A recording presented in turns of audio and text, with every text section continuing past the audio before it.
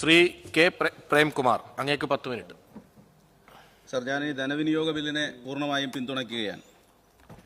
Sir, നമ്മുടെ നാട് Keralam India സ്വാതന്ത്ര്യം നേടി 10 വർഷത്തിന് ശേഷമാണ് കേരളത്തിൽ ആദ്യമായി ഒരു ഗവൺമെൻറ് അധികാരത്തിൽ വരുന്നത്. നമുക്കെല്ലാം അറിയാം, 1957 ലോകത്താദ്യമായി കമ്മ്യൂണിസ്റ്റ് പാർട്ടിയുടെ നേതൃത്വത്തിലുള്ള ഒരു ഗവൺമെൻറ് ബാലറ്റ് പെട്ടിയിലൂടെ അധികാരത്തിൽ വന്ന സംസ്ഥാനം നമ്മുടെ കേരളമാണ്. അതിന് നേതൃത്വം കൊടുത്ത EMSന്റെ എല്ലാ നിലയിലുമുള്ള മുൻകൈ, മേൽക്കൈ ആ ഗവൺമെന്റിന്റെ പ്രവർത്തനങ്ങളിൽ നിഴലിക്കുന്നത് നമുക്ക് കാണാൻ സാധിക്കും.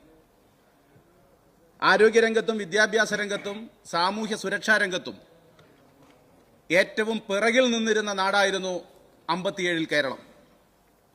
എന്നാൽ ആ കേരളത്തിൽ ഇന്നിവിടെ പ്രതിപക്ഷ നേതാവ് പറയുകയാണ്, 1980 വരെയുള്ള കാലത്ത് ഏതാണ്ട് 8 വർഷത്തിൽ താഴെ മാത്രം ഭരിച്ച LDFനോ ഇടതുപക്ഷത്തിന് എന്ത് സംഭാവനയാണ് കേരളത്തിന് നൽകാൻ കഴിഞ്ഞത് എന്നാണ്. കേരളം എന്ന സംസ്ഥാനം 56 നവംബർ 1 അങ്ങനെ പെട്ടെന്ന് പിറവി കൊണ്ടതല്ല.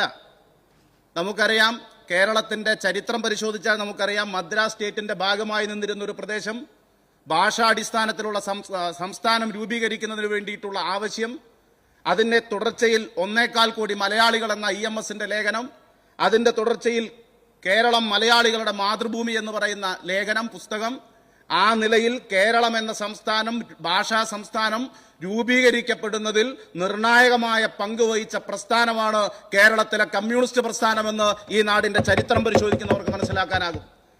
ആ 8 വർഷത്തെ ഗവൺമെന്റ് കൊണ്ട് എന്തു നേട്ടമെന്നാണ് ചോദിക്കുന്നത്. 57 ഗവൺമെന്റ് മുന്നോട്ട് വെച്ച ഏറ്റവും സുപ്രധാനമായ ഒരു നീക്കം ഭൂപരിഷ്കരണ നയമായിരുന്നു.